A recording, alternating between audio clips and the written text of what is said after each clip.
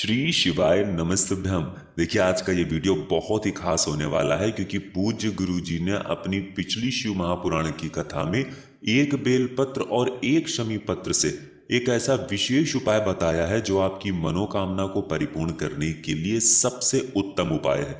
गुरुजी ने ये उपाय अपनी कथा में पहली बार बताया है और उन्होंने कहा है कि अगर पशुपति नाथ का व्रत करने के बावजूद भी आपकी मनोकामना परिपूर्ण नहीं हो पा रही है या फिर आप बहुत सारे उपाय कर चुके हैं फिर भी आपकी मनोकामना परिपूर्ण नहीं हो पा रही है, या फिर जीवन में बहुत ज्यादा कर्ज है, जीवन में बहुत ज्यादा धन की हानि हो रही है, बहुत ज्यादा समस्याओं ने घेर रखा है, तो ये विशेष उपाय आपको किसी भी दिन जरूर कर लेना चाहिए। ये उपाय करने के बाद आपकी सारी समस्याओं का अंत होता है तथा धन वैभव संपदा की प्राप्ति होती है। तो चलिए जानते हैं इस विशेष उपाय के बारे में, लेकिन उससे पहले एक प्रार्थना, अगर आप चैनल पर नए हैं तो कृपया चैनल को सब्सक्राइब अवश्य कर लें। देखिए, इस वीडियो में हम लोग पूज्य गुरुजी द्वारा बताए गए कुछ बहुत ही खास उपायों के बारे में जानेंगे। ये उपाय आप या तो सोमवार के दिन कर लें, या फिर प्रदोष के दिन कर लें, या फिर मासिक शिवरात्रि में कर लें, या फिर एकादशी में कर लें, और या फिर हफ्ते में किसी भी दिन आप इन उपायों को कर सकते हैं। गुरुजी ने इनका कोई भी दिन नहीं बताया है। जब भी आपके जीवन में बहुत ज्यादा समस्या हो, बहुत ज्यादा तकलीफ हो, आर्थिक समस्याओं से घिरे हुए हो, धन दौलत की प्राप्ति नहीं हो पा रही हो, तब आपको शिवालय जाकर इन उपायों को कर लेना है। चलिए जानते हैं गुरुजी द्वारा बताए गए सबसे पहले उपाय के बारे में।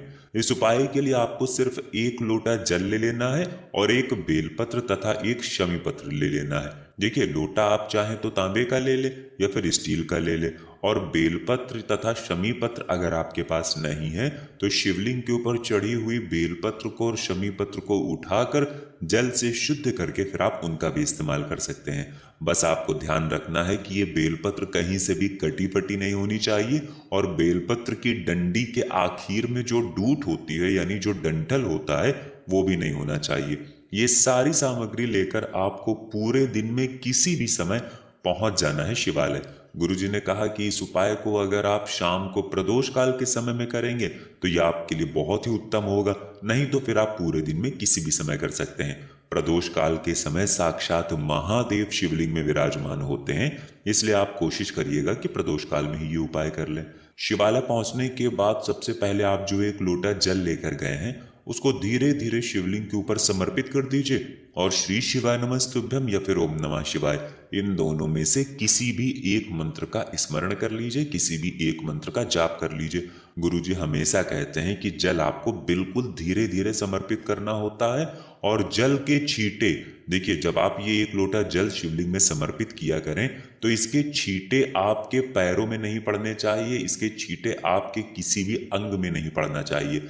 लोटा आपको शिवलिंग से बहुत ज्यादा ऊपर नहीं रखना है, सिर्फ थोड़ा सा ऊपर रखते हुए ही जल समर्पित करना होता है। अब आप जो एक बेलपत्र लेकर आए हैं उस बेलपत्र को अपनी हथेली में रखिए, आशीश्वर महादेव से प्रार्थना करिए। कौन से महादेव से?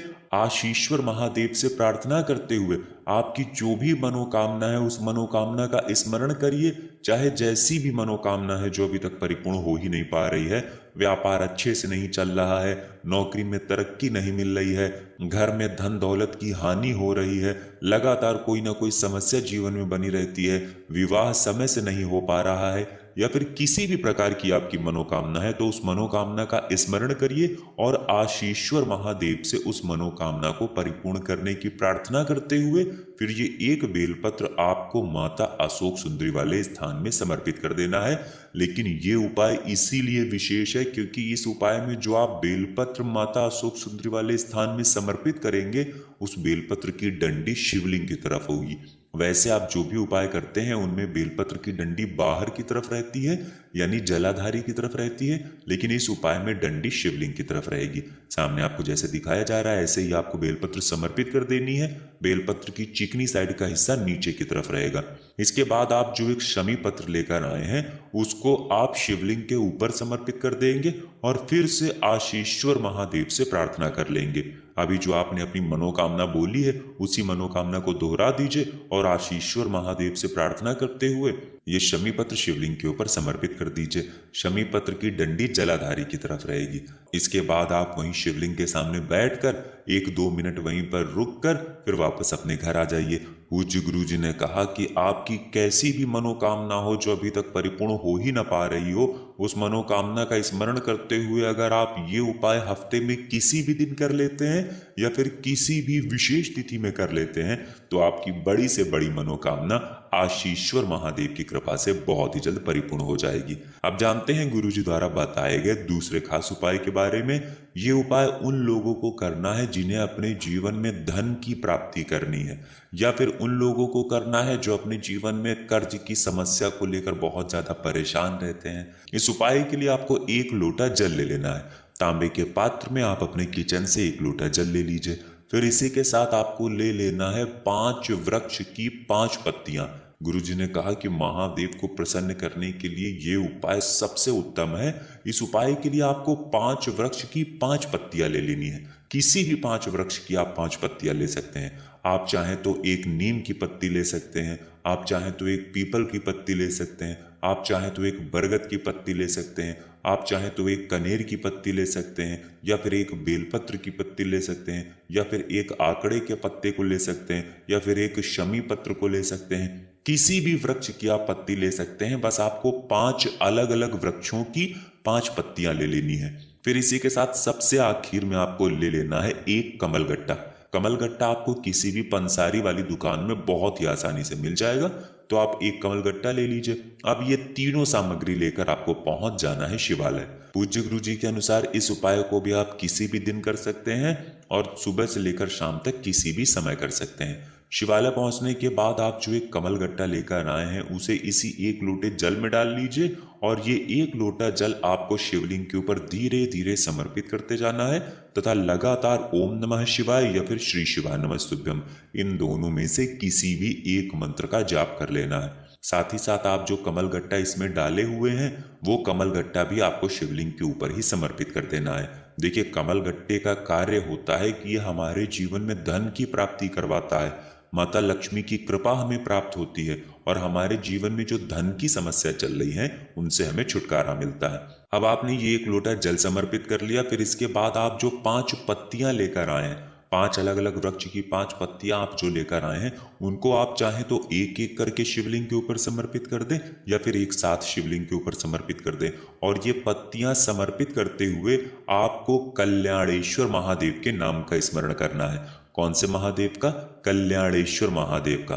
कल्याणेश्वर महादेव का स्मरण करते हुए आपके जीवन में अगर धन की समस्या है तो उस समस्या को दूर करने की प्रार्थना कर लीजिए, या फिर आपके जीवन में कर्ज की समस्या चल रही है तो उस समस्या को दूर करने की कल्याणेश्वर महादेव से प्रार्थना कर लीजिए और ये पत्तियां एक एक करके या फिर एक साथ समर्पित कर दीजिए। इसके बाद वहीं शिवलिंग के पास 1 या 2 मिनट बैठकर फिर वापस अपने घर आ जाइए। गुरुजी कहते हैं कि 5 वृक्ष की 5 पत्तियों के द्वारा कल्याणेश्वर महादेव को प्रसन्न करने के लिए किया गया ये उपाय आपकी धन की समस्या को समाप्त करेगा और कर्ज की समस्या को भी समाप्त करेगा। तो दोस्तों, इस विशेष उपाय को भी आप जरूर करिएगा। अब जानते हैं गुरुजी द्वारा बताए गए सबसे आखिरी उपाय के बारे में। ये उपाय भी आपकी बड़ी से बड़ी मनोकामना को परिपूर्ण करने के लिए है। अगर आप पहले उपाय को नहीं कर सकते हैं तो फिर आप इस उपाय को कर लीजिए। इस उपाय के लिए भी आपको 1 लोटा जल ले लेना है। तांबे के पात्र में आप अपने किचन से जल ले लीजिए और इसी के साथ आपको 1 शमी पत्र ले लेना है। अगर आपके पास शमी पत्र नहीं है तो शिवलिंग के ऊपर जो शमी पत्र चढ़ा हुआ है उसको उठाकर जल से शुद्ध करके फिर आप उसका भी इस्तेमाल कर सकते हैं। फिर सबसे आखिर में आपको ले लेना है 7 चावल के दाने। 7 यानी 7 चावल के दाने जो भी आप लेंगे वो कहीं से भी टूटे हुए नहीं होने चाहिए, खंडित नहीं होने चाहिए, क्योंकि शिवलिंग में हम लोग कोई भी सामग्री खंडित समर्पित नहीं करते हैं। अब ये सारी सामग्री लेकर आपको पहुंच जाना है शिवालय। शिवालय पहुंचने के बाद आप जो एक शमी पत्र लेकर आए हैं उसको इसी 1 लोटे जल में डाल लेंगे और ये 1 लोटे जल का मिश्रण आप शिवलिंग के ऊपर धीरे धीरे समर्पित करते जाएंगे तथा ओम नमः शिवाय या फिर श्री शिवाय नमस्तुभ्यम इन दोनों में से किसी भी एक मंत्र का स्मरण करते जाएंगे। फिर इसके बाद आप जो 7 चावल के दाने लेकर गए हैं उनको एक एक करके आप माता अशोक सुंदरी वाले स्थान में समर्पित करते जाएंगे।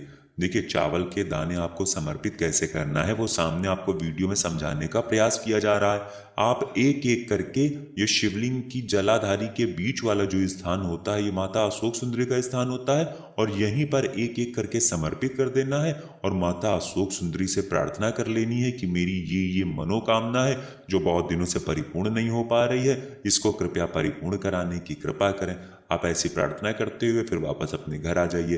पूज्य गुरु जी ने कहा कि इन चावल के दानों से किया गया उपाय माता अशोक सुंदरी की कृपा से महादेव को प्रसन्न करने वाला होता है और महादेव आपकी मनोकामना को बहुत ही जल्द परिपूर्ण कर देते हैं। ये उपाय भी आप सुबह से लेकर शाम तक किसी भी समय कर सकते हैं तथा हफ्ते में किसी भी एक दिन कर सकते हैं। तो दोस्तों, ये थे पूज्य गुरु जी द्वारा बताए गए कुछ बहुत ही खास उपाय। अगर आपको जानकारी अच्छी लगी हो तो वीडियो लाइक करिएगा। मिलते हैं फिर एक नए वीडियो के साथ। श्री शिवाय नमस्तुभ्यम।